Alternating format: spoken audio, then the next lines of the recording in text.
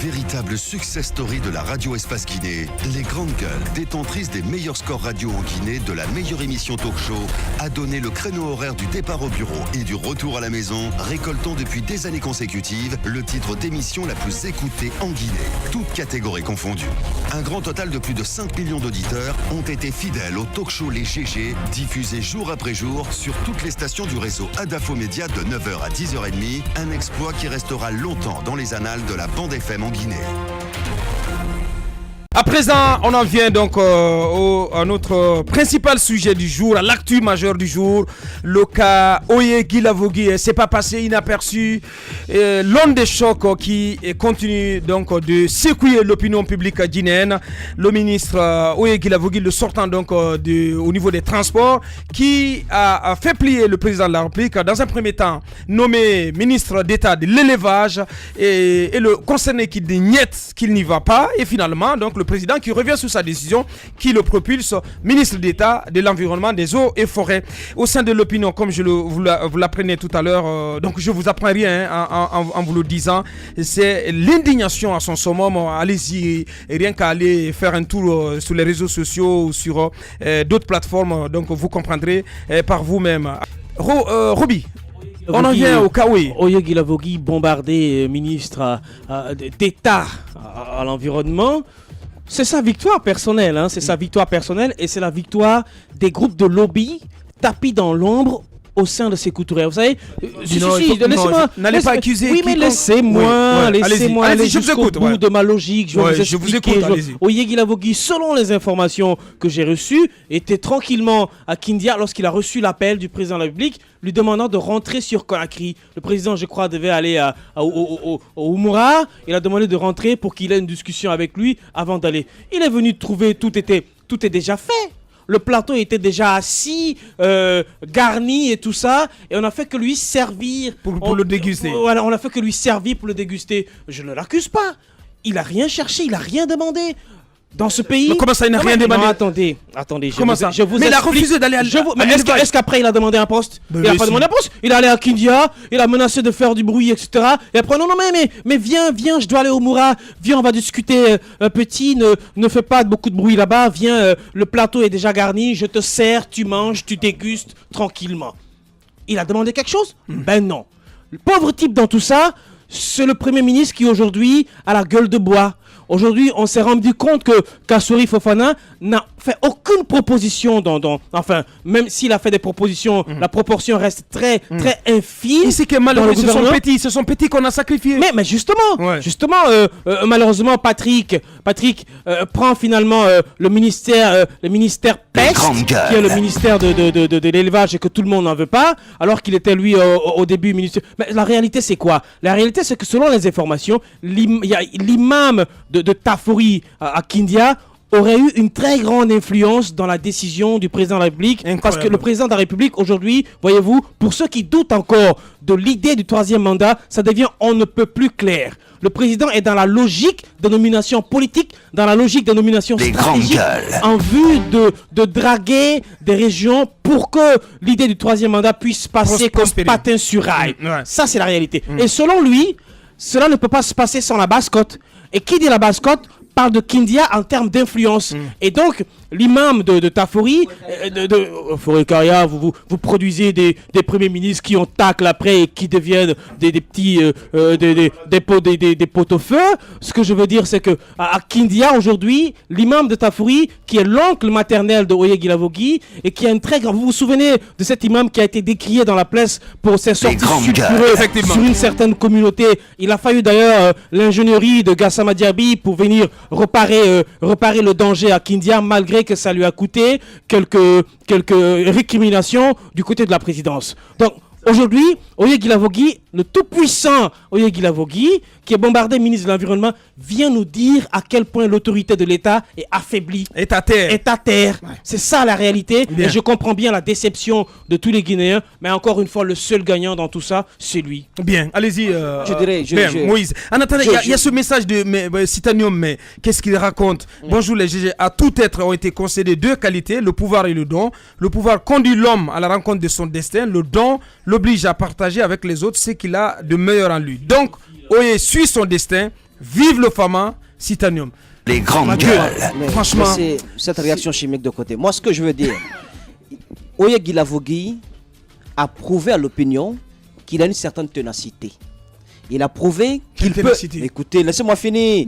Il a prouvé à l'opinion que lui, il peut demander plus et qu'on lui donne. Il a prouvé à l'opinion qu'il peut dire, tenez, ce poste-là ne me colle pas, c'est pas mon profil, j'ai toujours été ministre d'État, je suis quelqu'un de capable de fournir des résultats à un autre poste de responsabilité, et bien l'élevage, je n'en veux pas, je préfère rester dans mon coin. Il a prouvé que par sa constance, il peut obtenir ce qu'il entend, ce qu'il veut. Et bien c'est ce qui s'est passé.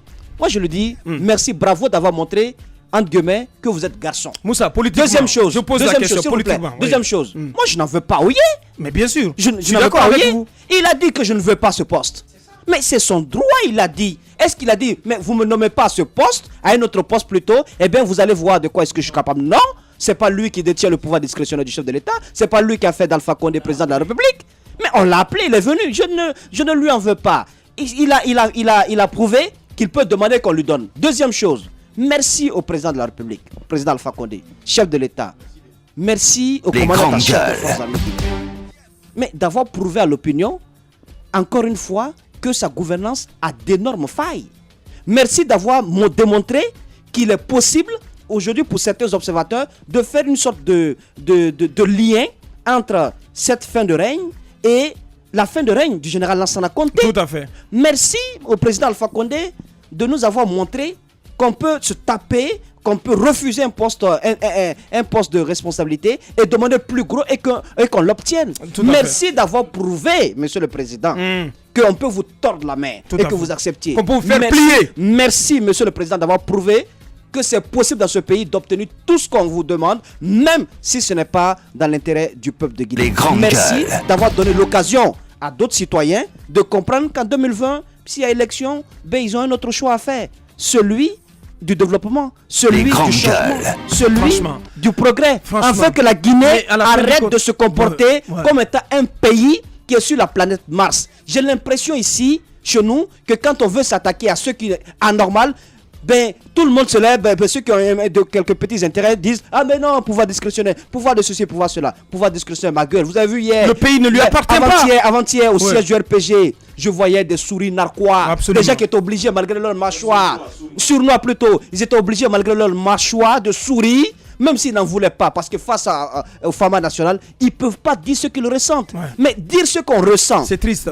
Tenir des propos contradictoires, ce n'est pas manquer de respect à un chef d'État. Mais au moins RPG, dites ce que vous avez dans le ventre. C'est pas possible. Personne. Moi j'estime que c'est une bonne raison pour ce peuple de comprendre qu'il mérite le gouvernement qu'il a. Les grandes gueules. Merci.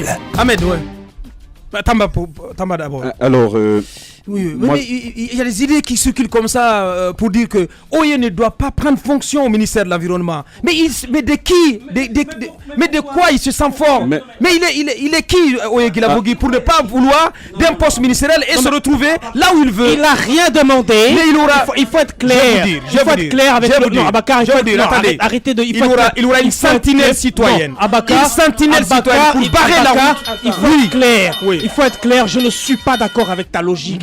Oye, il a rien demandé. Encore une fois, on se tue à t'expliquer que le monsieur, il a rien demandé. On lui a proposé un poste ministériel. Il a dit qu'il n'en veut pas, qu'il reste chez lui, il reste tranquille. Il a pris sa voiture, il est allé s'installer du côté de Kindia. On l'a appelé, on dit viens, ne te fâche pas, faut pas bouder, viens, tout est prêt, on va tout arranger. Voilà, c'est l'enfant gâté. L'enfant gâté, voilà, on va tout arranger, viens, papa a tout réglé, viens, on va te... Il n'est pas fautif dans cette histoire. Merci. Tu l'as dit, Moussa l'a dit. Les fautifs sont ceux-là qui sont tapis dans l'ombre à la présidence de la République. N'accusez pas les gens. Si, Abaka, il y a beaucoup de choses à dire là-dessus. Allez-y, Tamba. Voilà. Alors, personnellement, je ne suis pas étonné. Je pense que le président n'avait jamais été aussi fidèle à sa ligne de conduite, à sa gouvernance que maintenant. Pourquoi est-ce que je le dis? Derrière chaque nomination, il faut ignorer l'individu. Il faut l'effacer et voir ce qu'il y a derrière lui. Je pense que le président de la République, en choisissant Patrick Milimono, a choisi non pas Patrick, mais une communauté. C'est les Kissi de Guinée, de Kissidougou, de Guékédou. En choisissant Oye Guilavogui, c'est la même logique. Parce qu'il faut quand même rappeler que lorsque Oye a refusé le poste du ministère de l'élevage, il y a quand même toute la communauté Thomas qui s'était levée, qui s'était fait entendre. Effectivement.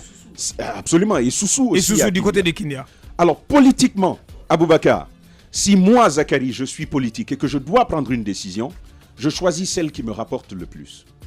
Et de ce point de vue, et du point de vue des ambitions qui peuvent être celles du président de la République, notamment en allant vers le 3e mandat, moi, à la place du président de la République, j'aurais fait pareil.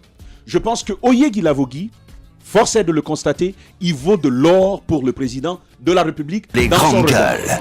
De son point de vue, Oye Guilavogui, c'est un poids. Et c'est de cela Mais qu'est-ce qu'il apporte au président? Laisse-moi terminer. Oui, mais je te pose la question parce que Kindia, aux élections communales, c'était du 14-14. Alors qu'il y a de la tricherie là-bas, selon ce que le maire sortant a dit. Aboubacar Diallo. Kindia, c'est une ville cosmopolite. Aboubacar Diallo. Il ne peut pas donner Kindia au président. Laisse-nous donc terminer. Allez-y. Alors, tu me demandes ce qu'il vaut. À Massanta, ce n'est pas rien. Et à Kindia non plus, ce n'est pas rien. D'un point de vue de l'assise, de la tâche communautaire que Oye Guilavogui a, c'est de ce point de vue-là. Et moi, je suis d'accord avec Roby, je suis d'accord avec Moussa Moïse. Ce n'est pas à Oye qu'il faut s'en prendre. Moi, j'ai envie de m'en prendre qu'à 2 personnes. La première, c'est le président de la République. C'est lui qui choisit. Il faut dire quand même aux communautés, et ce message, il est important aujourd'hui, parce qu'il faut réaliser que ça fait mal à beaucoup de membres de la communauté, notamment de Roger Milimono, de Roger Milimono, qui n'ont pas manqué de l'invoquer. Mais il faut dire que du point de vue de la présidence de la République, regardez le jeu qui a été fait. On ne chasse pas un autre provenant d'une autre communauté. On demande à Patrick Milimono, qui est forestier, de venir à l'élevage. Et on prend Oye Guilavogui qui est forestier. Donc c'est un jeu entre forestiers, ça calme bien les tensions. Du point de vue du président de la République, c'est un forestier qui en remplace un autre. Les grandes gueules. Du point de vue des communautés, malheureusement, il y a cet achoppement. Et moi j'ai envie de dire, il faudrait que nous on se mette au-dessus de la mêlée, que les Guinéens se mettent au-dessus de la mêlée du jeu politique du président de la République. Le président de la République aime ça, jouer avec les communautés. Nous on doit éviter de verser dedans. Et quand je dis... donc, mon point de vue là-dessus, c'est donc premièrement cela. Bien. De l'autre côté, je pense sincèrement, je n'ai pas pu y assister, mais je pense sincèrement que le président de la République a dû prendre son téléphone, appeler M.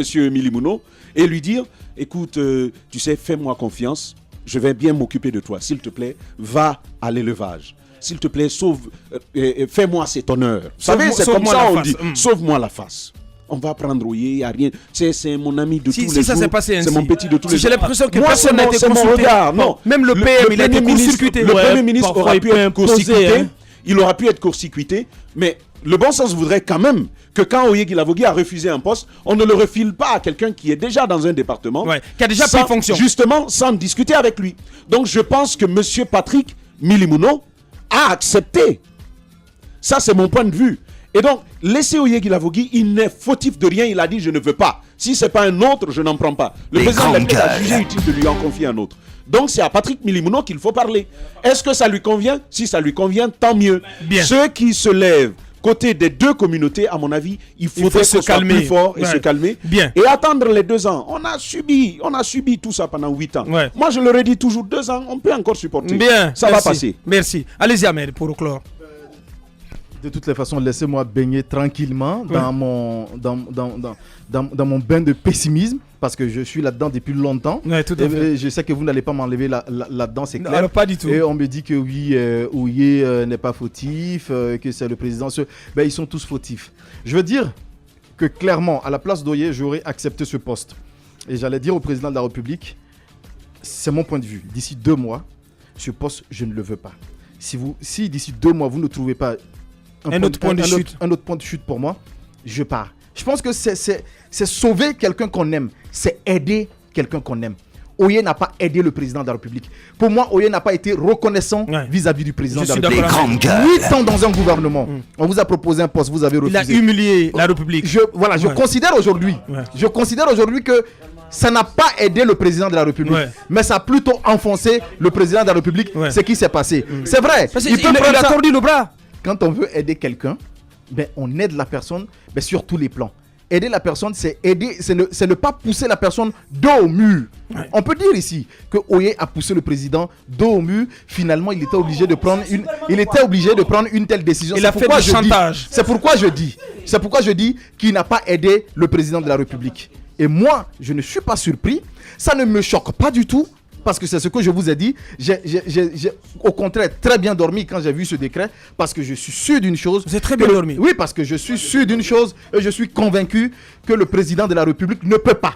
Il ne peut pas. Il a montré ses limites. Je pense qu'aujourd'hui, il a montré que ce n'est pas l'homme qu'il fallait, à mon avis, pour la Guinée. Et clairement, en 2020, c'est pourquoi je dis que ces jeunes du côté du RPG doivent prendre leurs responsabilités. C'est de convoquer un congrès pour choisir un leader parmi eux. Si le parti ne veut pas accepter, qu'ils trouvent des points de chute dans d'autres partis politiques. Je pense que c'est de là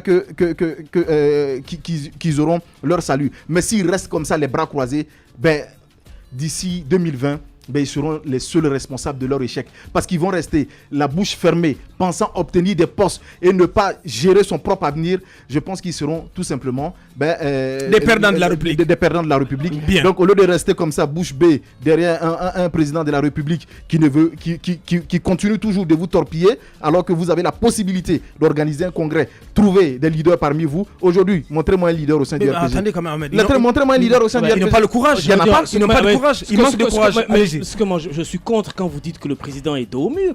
Il n'y a aucun mur derrière lui dans cette situation. Je pense qu'il a été libre de faire ses choix. Il y a eu un calcul politique derrière. C'est évident. Kindia, aujourd'hui, quand il pense à la logique d'un troisième mandat, il ne veut pas perdre cette région-là. C'est pour ça qu'il a choisi Eoye. Il a maintenu Silla, Talibi Silla avec ses mauvais résultats. Et il nous a ramené Abakar Silla qui était de l'opposition. Je pense qu'il y a un regard politique derrière. Ce qui est dommage dans ce pays, c'est que toutes les nominations à laquelle on a assisté au sein de ce gouvernement-là, ça n'a jamais été des nominations basées sur la compétence, sur les CV.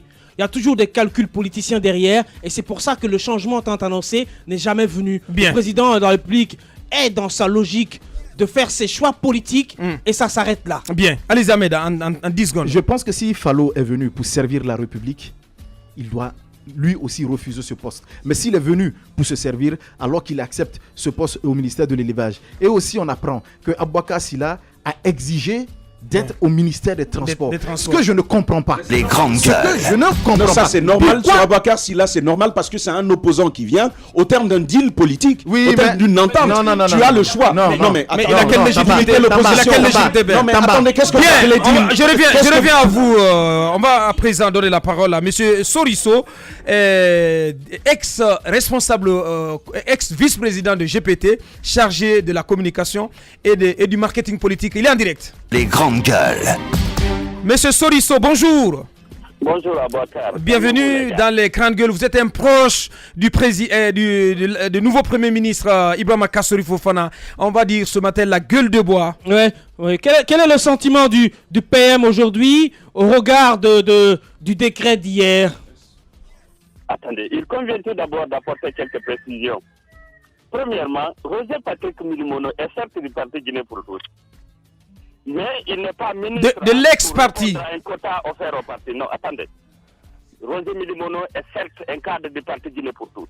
Mais il n'a pas été ministre pour répondre à un quota offert au parti Guinée pour tous.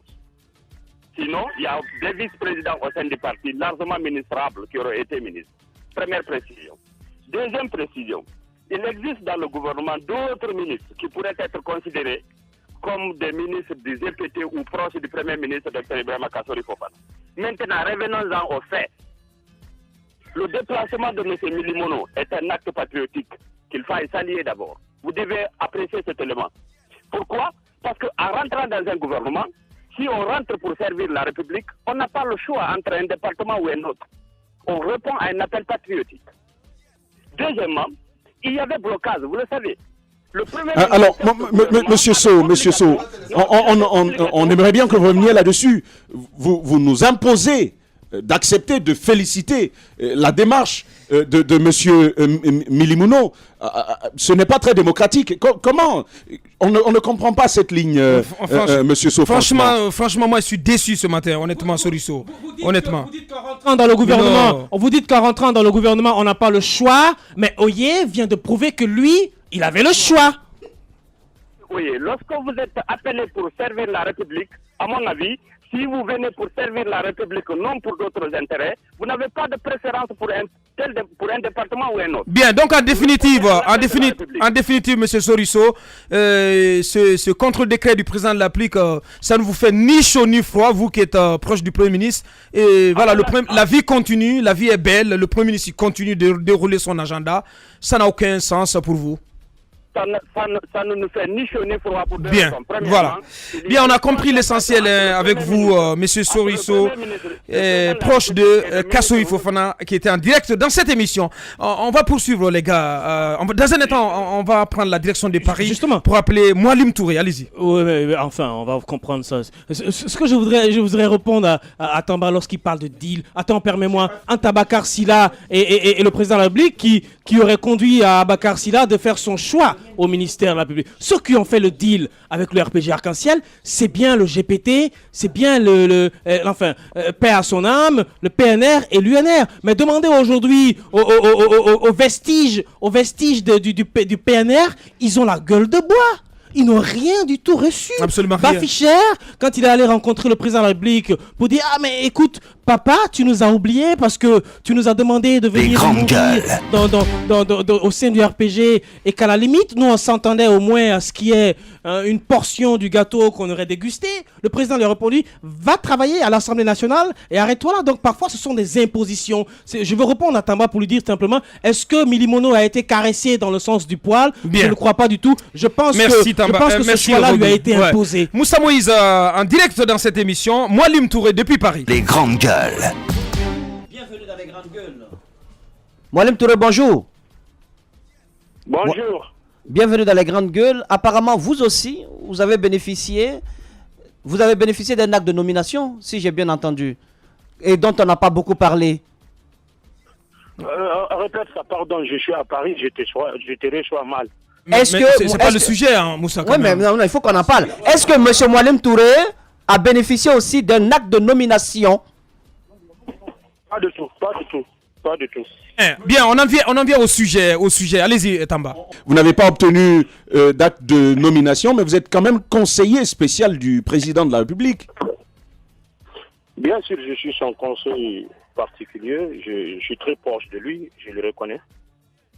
Bien, on en vient à l'actu majeur, Moualim Touré, en ce qui concerne ce contre-décret du président de la République concernant Oye Guilavogui. Comment vous avez suivi cela et quelle réaction cela provoque en vous? D'abord, je vous informe que je suis trop triste. Vous savez, quand tu es à côté d'un président de la République, faites en sorte qu'il limite ses erreurs. Ce qu'on a fait hier, c'est une erreur. J'aime Alpha, et il m'a adopté, je l'appelle papa, il m'appelle mon fils. Mais moi, si j'étais là en Guinée, ou bien si j'étais à côté de lui, je vais le conseiller de ne pas le faire. Pourquoi? Vous vous souvenez, dans le régime fait l'ancien compte, il y avait le gouvernement de 48 heures, le gouvernement de 24 heures. Finalement, il a perdu la confiance de la population. La population n'avait plus confiance à Conté avant sa mort. Je crois que le même erreur est en train de se répéter. Mais pour le cas de Woyé, c'est grave. Moi, à la place de Woyé, quand quelqu'un t'aime, quand il y a l'infection, quand il y a des infections pour toi, il ne faut pas le pousser à faire certains trucs en tant que président de la République. Moi, je peux faire des erreurs. C'est mes amis et mes proches qui vont me corriger, qui vont me connaître. Mais l'erreur d'un chef d'État, c'est tout un pays. C'est tout. N'allez pas nous faire croire, Moualim Touré, que le président de la République est pris en otage. C'est un argument trop facile. Alors dites-nous, quand même, celui qui a le pouvoir, celui qui détient le pouvoir, il peut nommer qui il veut. Dites-nous alors, dans son entourage, quel est le rôle que Kiridi Bangoura a pu donc jouer dans cette nomination? Également le ministre Kaba Lilou à la présidence de la République. Est-ce que vous pensez que le PM, le Premier ministre, a eu son mot à dire? Qui vous soupçonnez dans cette affaire, Moualim? Je vais vous dire, moi d'abord j'accuse Kirdi, c'est mon ami, mais je l'accuse. À la place de Kirdi, il est le ministre d'État, ministre secrétaire général à la présidence. Il n'y a aucun décret qui passe tant que Kirdi ne fait pas ses analyses, ne dit pas son mot sur ça. Puis, on a refusé de prendre le département de l'élevage. Pourquoi? on doit se poser la question pourquoi il a refusé d'aller là-bas. Faisons beaucoup attention. Le père a dit qu'il va lutter contre le bradeur de contribuables de peuple. Vous voyez, il refuse de partir à l'élevage puisqu'il n'y a pas beaucoup de beurre là-bas. Il refuse de partir à vie à la société là-bas. On l'apporte ça. C'est de dire aux autres, allons-y, faites comme vous voulez. Et ce qui me rend triste, pourquoi vous voyez dit qu'il ne veut pas aller à l'élevage? Il est qui pour dire c'est ici que je dois prendre, c'est ici que je ne dois pas prendre? L'État ne fonctionne pas comme ça. Et moi, ce qui me rend triste encore, est-ce que ce qu'Alpha a fait pendant 8 ans, vous avez vu les images? C'est comme ça qu'on doit récompenser un président de la République. Et on devrait le dire, on devrait le conseiller de ne pas le faire. Mais malheureusement pour nous, personne n'a eu le courage de le dire. Le président ne le fait pas. Si tu le fais, politiquement, ça va le coûter très cher. Bien, merci à vous, Moualim Touré. Malheureusement, nous sommes pris par le temps. On arrive carrément au terme de cette émission. Et nos excuses à nos autres invités qui devaient intervenir dans cette émission, notamment Ahmed Kourouma du parti Groupe. On arrive au terme, Moussa. Non, mais Abakri. Colonel Barry, je pense qu'il s'abat beaucoup de choses sur sa tête. Ouais, demain, ce n'est pas normal. On va y revenir demain si il va falloir qu'il y ait de la communication à ce niveau. J'ai juste le temps de lire ces deux réactions avant de rendre l'antenne. Alpha Condé vient de prouver à l'opinion publique que pour être son ami, il faut être dur et caillou. Il faut lui défier et lui menacer. On vient d'être injurié par cette attitude qui démontre on ne peut mieux que le bateau est mal barré. Franchement, je suis choqué que ce soit le même Oye qui n'a rien réalisé dans ces autres départements qui s'octroient un département d'État. C'est la honte, c'est politique. C'est notre ami Abdoulaye Keita depuis Bokeh qui nous envoie ce message. Oui, c'est vrai, grand frère. Oui, tu m'as fait perdre mon temps. C'était la dernière fois. Oui, je comprends. Sincèrement désolé auprès de Ahmed Kourouma, donc qui patientait au téléphone. Le ministre Oué, attendez quand même, il ne faut pas insulter Cathy. C'est pas responsable. Bonjour les GG. Pour nous qui avons assisté à la passation des services entre Oye et Aboubakar Silla, ce n'est pas surprenant de le voir retourner dans le gouvernement. On ne savait pas exactement quel poste il allait le revenir, mais le secrétaire général du gouvernement l'a avoué avec insistance qu'Oye a toutes les félicitations de Kassori qui lui promet également que l'aventure n'était pas encore terminée pour lui. Quel gouvernement? On a l'impression d'être dans une fête de Pompadour. C'est bien, c'est Babila du côté d'Espace qui nous envoie ce message. Merci à vous tous, animateurs des Grandes Gueules. Merci à l'équipe de réalisation. Ibrahim Prince Diallo, le doigté magique du côté de la télé. Et Mamoudou Kondé, le colosse du côté de... Plutôt, j'inverse là.